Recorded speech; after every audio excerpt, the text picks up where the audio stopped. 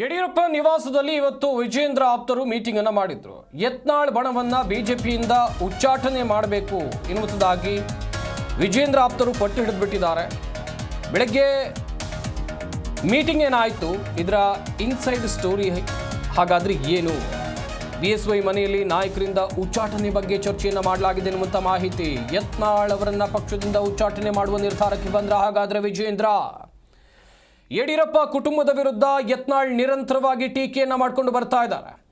ಹೀಗಾಗಿ ವಿಜೇಂದ್ರ ಪರವಾಗಿ ಬ್ಯಾಟ್ ಬೀಸುವಂಥ ಕೆಲಸವನ್ನ ಒಂದಷ್ಟು ಜನ ಮಾಡ್ತಾ ಇದ್ದಾರೆ. ಈ ಬಗ್ಗೆ ಇನ್ನಷ್ಟು ಮಾಹಿತಿಯನ್ನು ಕೊಡ್ತಾರೆ ನಮ್ಮ ಪ್ರತಿನಿಧಿ ಜನಾರ್ದನ್ ಹೆಬ್ಬಾರ್ ದೂರವಾಣಿ ಸಂಪರ್ಕದಲ್ಲಿ ಜಾಯ್ನ್ ಆಗ್ತಾ ಇದ್ದಾರೆ. ಜನಾರ್ದನ್, ಇವತ್ತು ಬೆಳಗ್ಗೆ ಆದಂಥ ಮೀಟಿಂಗ್ನ ಇನ್ಸೈಡ್ ಸ್ಟೋರಿ ಬಗ್ಗೆ ಹೇಳ್ತಾ ಹೋಗೋದಾದ್ರೆ. ಸಂಪತ್, ಇವತ್ತೆಲ್ಲರೂ ಕೂಡ ಬಂದು ಮಾತುಕತೆಯನ್ನ ಮಾಡಿದ್ದಾರೆ ವಿಜೇಂದ್ರ ಅವ್ರ ಜೊತೆಲಿ, ಯಡಿಯೂರಪ್ಪ ಅವ್ರ ಜೊತೆಲಿ, ಅವರ ಬೆಂಬಲಿಗರೆಲ್ಲರೂ ಸಹಿತ.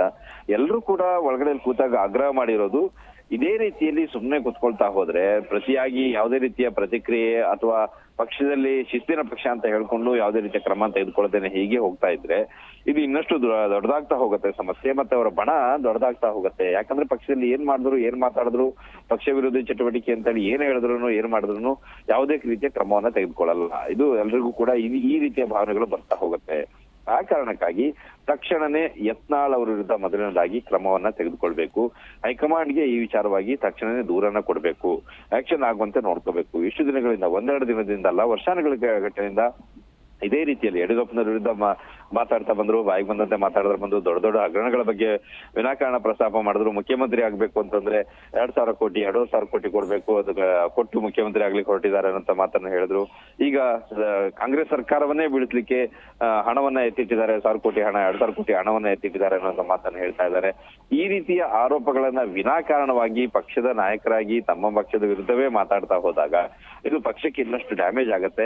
ಹಾಗಾಗಿ ಇದನ್ನ ಸರಿಪಡಿಸಬೇಕು ಅಂತಂದ್ರೆ ಯತ್ನಾಳ್ ಅವರ ವಿರುದ್ಧ ಕ್ರಮವನ್ನ ತೆಗೆದುಕೋಬೇಕು. ಯತ್ನಾಳ್ ಅವ್ರ ಮೇಲೆ ಕ್ರಮ ಆದ್ರೆ ಉಳಿದಂತವರೆಲ್ಲರೂ ಕೂಡ ಸುಮ್ಮನಾಗ್ತಾರೆ, ವಿನಾಕಾರಣವಾಗಿ ಈ ರೀತಿ ಮಾತಾಡೋದನ್ನ ನಿಲ್ಲಿಸ್ತಾರೆ. ಹಾಗಾಗಿ ಈ ಬಗ್ಗೆ ಆಲೋಚನೆಯನ್ನ ಮಾಡಿ ತಕ್ಷಣ ತೀರ್ಮಾನವನ್ನು ತೆಗೆದುಕೊಳ್ಬೇಕು. ಹೈಕಮಾಂಡ್ಗೆ ಈ ಸಂಬಂಧಪಟ್ಟಾಗೆ ದೂರನ್ನ ಕೊಡಿ ಅಂತ ಹೇಳಿ ವಿಜೇಂದ್ರ ಅವ್ರನ್ನ ಆಗ್ರಹಿಸಿದ್ದಾರೆ ಅಂತ ಮಾಹಿತಿ ಲಭ್ಯ ಆಗಿದೆ. ಇದಕ್ಕೆ ವಿಜೇಂದ್ರ ಅವರು ಇನ್ನೊಂದು 8-10 ದಿನ ವೇಟ್ ಮಾಡಿ ಎಲ್ಲವೂ ಸರಿ ಹೋಗುತ್ತೆ ಅನ್ನೋ ಭರವಸೆಯನ್ನ ನೀಡಿದ್ದಾರೆ ಅಂತ ಮಾಹಿತಿ ಲಭ್ಯ ಆಗಿದೆ.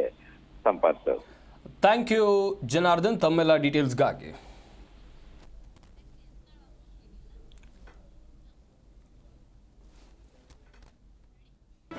ಜಿ ಕನ್ನಡ ನ್ಯೂಸ್ ಈಗ ನಿಮ್ಮ ಮನೆಯಲ್ಲೇ ನೋಡಿ, ಎಲ್ಲ ಕೇಬಲ್ಗಳಲ್ಲಿ ಈಗ ಲಭ್ಯ.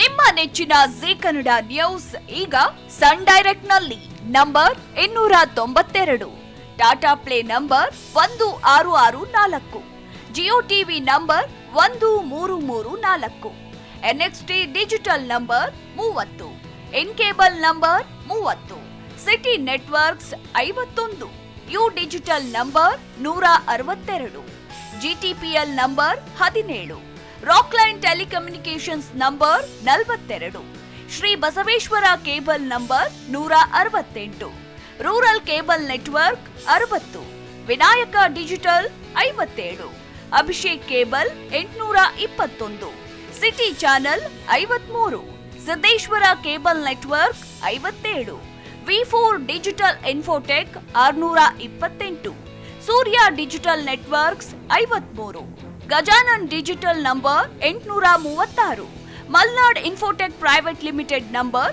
56, Metrocast number 830, Victory digital number 167ರಲ್ಲಿ ನೋಡಿ ಆನಂದಿಸಿ.